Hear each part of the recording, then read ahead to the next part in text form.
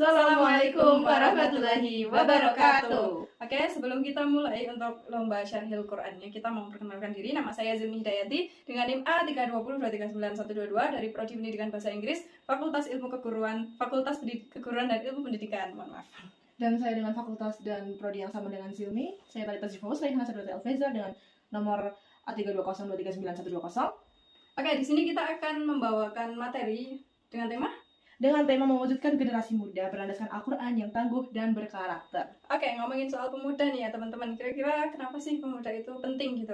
Nah, jadi ya teman-teman, pemuda itu adalah wajah masa depan. Nah, maksudnya gimana? Sebuah generasi, sebuah negara itu tergantung bagaimana dengan kualitas dan karakter pemudanya gitu. Nah, terus pemuda seperti apa sih emang yang kita harapkan itu? Apakah pemuda yang cerdas tapi akhlaknya miskin, atau pemuda yang berani keluar-keluar aja tapi dia nggak bisa mengendalikan hawa nafsu, atau pemuda yang bagus secara karakternya, cerdas, memiliki keberanian dan memiliki keimanan gitu.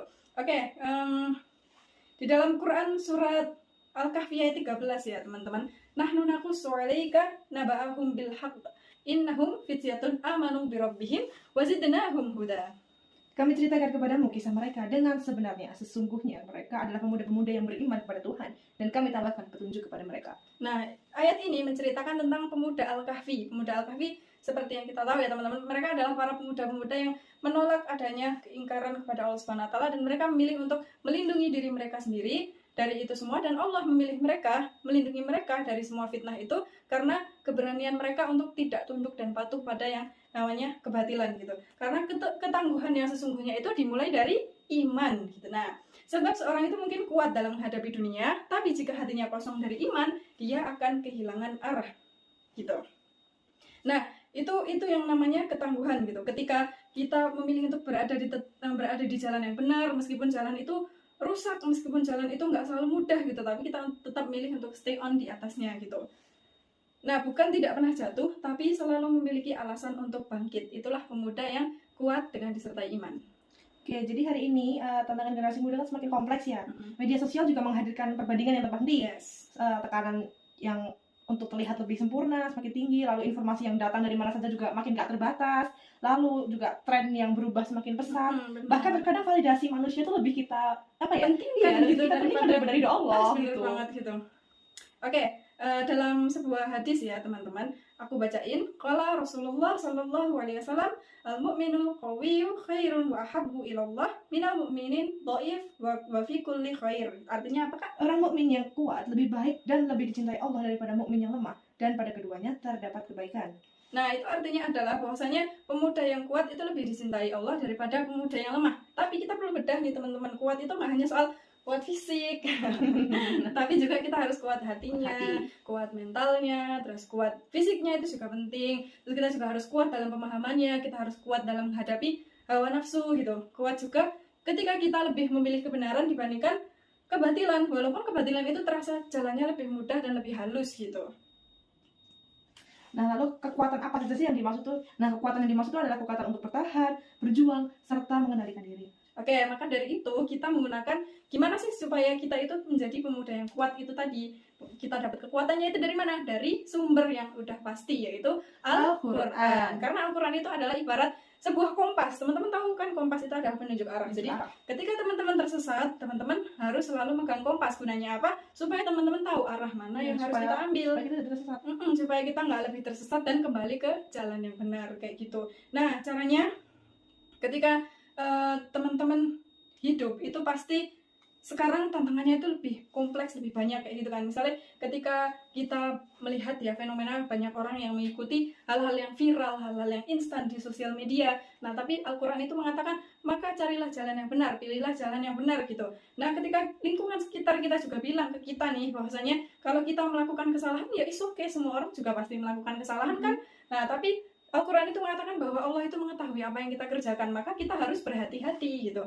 Nah, ketika kita merasa gagal dan ingin banget tuh buat berhenti, ingin untuk nggak mau mencoba lagi gitu kan. Nah, Allah itu mengatakan bahwa Allah itu bersama hamba-hambanya, bahwa Allah itu tidak akan pernah menyia-nyiakan apa yang hamba-hambanya itu usahakan gitu.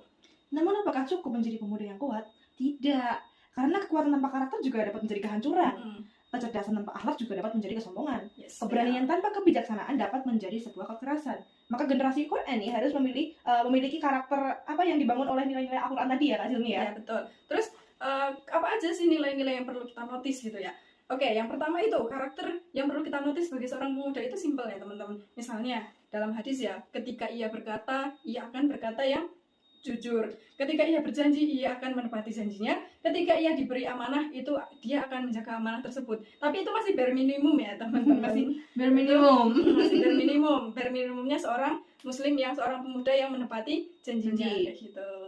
Nah, ini tuh salah satu karakter Quran nih ya, bukan karakter yang hanya tampak ketika berada di depan manusia, tapi karakter yang kita lakukan sehari-hari.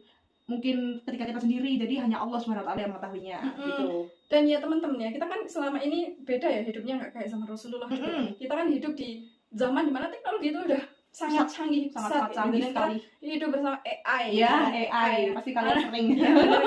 Pasti anak mahasiswa SMP SMA semuanya udah pakai AI gitu kan. Tapi kira-kira itu berdampak nggak sih ke pemuda? Kira-kira berdampak nggak? Pasti berdampak sih, Kak. Pasti banget berdampak gitu. Nah, di tengah AI yang semakin maju ini, di mana informasi kita peroleh dengan sangat cepat banget ini, nah ini juga akan berdampak ke akhlak kita. Salah satunya adalah kejujuran gitu. Oke, jadi artificial intelligence atau AI ini ya dapat membantu manusia untuk berpikir. Tapi ia juga tidak boleh menggantikan hati nurani kita ya, Kak ya. Yes. Teknologi juga dapat membuat pekerjaan menjadi cepat, of course ya pasti. Tapi manusia juga harus bisa menentukan kayak apakah yang kita lakukan itu sudah benar atau malah melenceng dari jalan kebenaran ya, salah gitu ya. Betul banget. Nah, makanya kita sebagai generasi muda, apalagi yang akrab banget sama AI pasti. Kita nggak boleh kehilangan nilai itu. Kita nggak boleh kehilangan etika kita dalam menggunakan sosial media dan menggunakan AI gitu.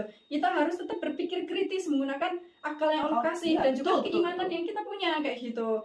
Dan di zaman ini kita harus bisa mengikuti perkembangan zaman, tapi jangan sampai menjadi budak zaman. Karena sejatinya itu teknologi hanyalah alat yang kita gunakan sehari-hari ya. Yang menentukan apakah alat itu menjadi jalan kebaikan atau keburukan juga kita sendiri kan, Kak ya? Iya, betul. Nah, maka jadilah generasi yang mampu berkata, aku menguasai teknologi, tapi teknologi tidak bisa menguasai aku. Nice banget. Nah, jadi itulah generasi muda yang tangguh dan berkarakter ya Kak Zilmi ya. Iya, betul banget. Terus beberapa poin nih ya teman-teman, gimana sih cara mengimplementasikan Al-Quran itu kita spill ya caranya ya. Nah, yang pertama itu jangan hanya mengatakan bahwa saya itu ingin menjadi generasi yang Qurani, tapi juga harus dimulai dengan tindakan yang mencerminkan bagusnya moral kayak gitu. Contohnya yang pertama dekat dengan Al-Quran.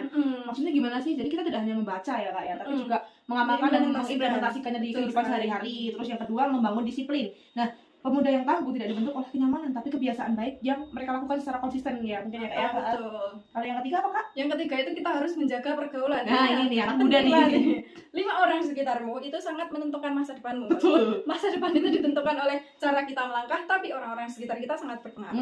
Betul. Lalu yang selanjutnya itu kita harus bijak menggunakan teknologi ini yang udah kita bahas tadi ya. Kita harus bijak tanpa terbawa menjadi budak teknologi. Betul. Selanjutnya, yang kelima ya, atau yang terakhir mungkin ya, berani mengambil peran. Jadi jangan menunggu menjadi sempurna untuk berbuat baik, jangan menunggu menjadi hebat untuk memberi manfaat. Karena perubahan besar seringkali dimulai dari langkah-langkah kecil yang kita lakukan sehari-hari ya. Mungkin bisa dilakukan dengan istiqomah ya Kak Jemi ya. Nah, maka mulailah dari diri sendiri, dari keluarga, dari lingkungan, dari manapun itu, dan dari hari ini. Oke, aku bacain politisasi ya. Oh, boleh. Biar makin keren. Wahai pemuda, jangan biarkan zaman menentukan siapa dirimu, tapi jadikan Al-Quran yang menentukan arah langkahmu. Jika dunia membuatmu takut, jadikan iman sebagai kekuatanmu. Jika kegagalan buatmu jatuh, jadikan sabar sebagai pikiranmu. Jika pujian buatmu terlena, jadikan rendah hati sebagai penjagamu. Dan jika kesuksesan menghampirimu, jadikan syukur sebagai jalanmu. Nah, karena apa sih? Karena muda bukan sekedar tentang usia ya Kak ya.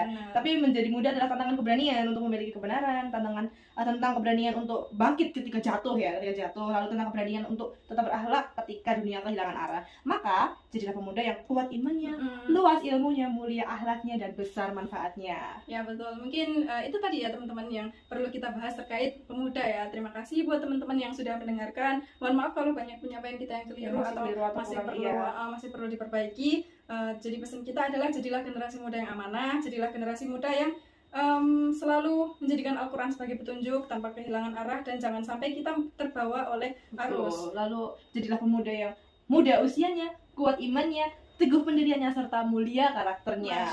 Masya Allah, tabarakallah. Mungkin itu dari pemaparan dari kami. Terima kasih atas perhatiannya, kurang lebihnya mohon maaf. Wassalamualaikum warahmatullahi wabarakatuh. Bye-bye. 12 menit.